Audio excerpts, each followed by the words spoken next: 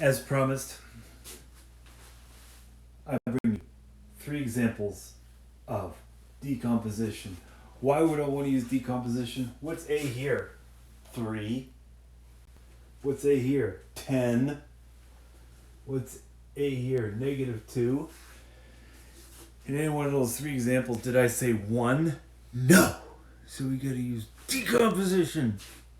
However, even if it was 1, you could still use decomposition. Anyways, whatever.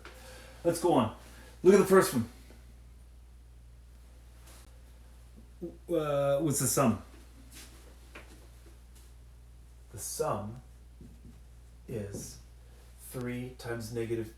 Sorry. The sum is -5. What is the product?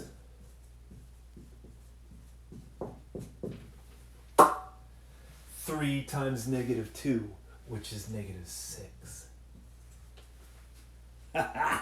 Okay, so what's the magic number? Magic numbers. Magic numbers.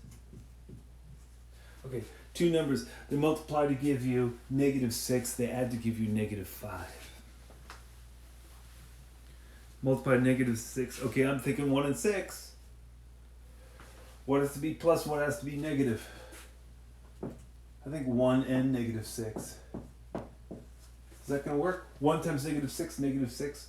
1 plus -6, -5. Hello, hello. So next step, 3x squared.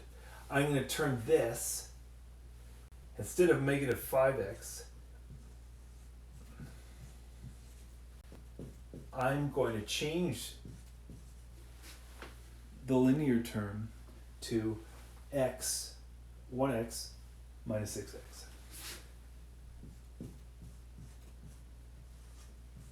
Okay? This replaces that. No worries.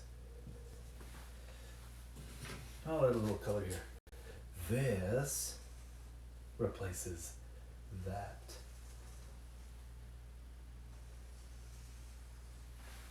Haha. Alright, so now I'll split it up because I'm going to do grouping. What I've just written in there in red is the step that I thought you guys would find annoying. So this is, make sure you leave your mind open. Your mind open. Taking this in. Okay. So I'm going to factor out of these two. What's the biggest thing we'll divide into both of them? X is the biggest one.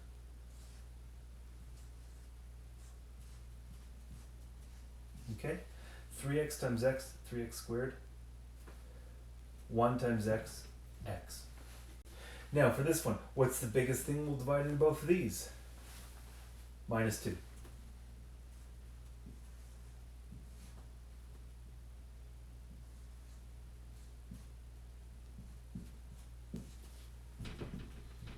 -6x. 1 times -2 is -2. Well, oh my gosh, look what we have here. Those two match. Hello. Cello. Cello. X minus 2 times 3x plus audio. My gosh, it's beautiful, isn't it? Okay, now this one. Sum. 13. Product. 10 times -3. Okay. Now, what are the magic numbers? Magic numbers.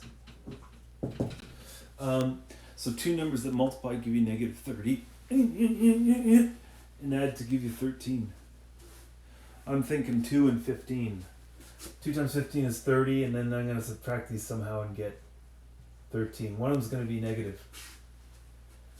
Because one has to be negative and positive, I know from looking at the product, -30. So I'm going to put the negative here. Because -2 plus 15 gives me 13. That's all I need. So now, this thing is going to be renamed. It's going to go through a little makeover. 10x squared. Okay, 13x, I'm going to change this to minus 2x plus 15x minus 3. All right. So cut them into two pieces for grouping. 10x squared. And then plus 15x minus 3. Okay. So what's this? I got the two pieces. I'll factor this too. I'll take out a common factor of 2x. And inside I'm going to have 5x, because 5x times 2x will give me 10x squared. Lovely. And then how much times does 2x go into 2x? One time, my friend. One time. Okay, and then what will divide into these two factores? 3. 3. 3 times what will give me 15x? Well, I'm glad you asked. 3 times 5x. And then 3 times what will give me negative 3? Negative 1, my friend. Oh my gosh. It has happened again!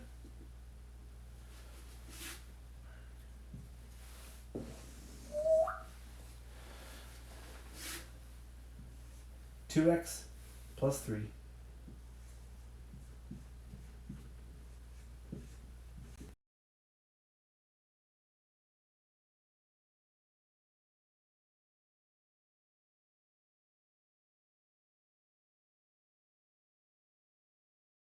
All right, 2x plus 3 times 5x minus 1.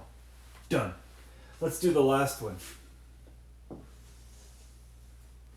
Okay, product or sum is 7. Product, negative 2 times 4. Negative 8. Okay, so the magic numbers.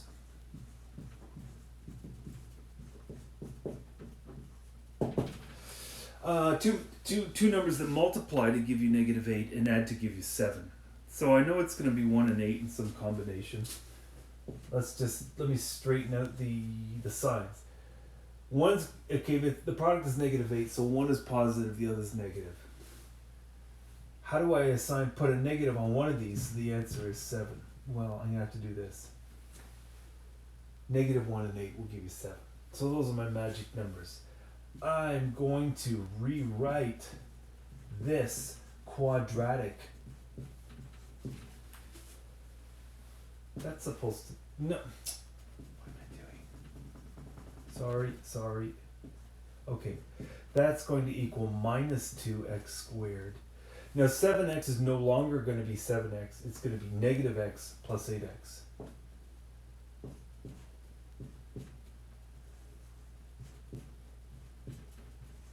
Okay? Now, I'm going to... I'll just do that. So I'm going to factor these two terms, common factor them. So that means I'm going to take out minus x. That's common to both. And inside here I'll have 2x. 2x times negative x will give me minus 2x squared. Okay? Minus x into minus x gives me 1. I'll have to have a 1 here.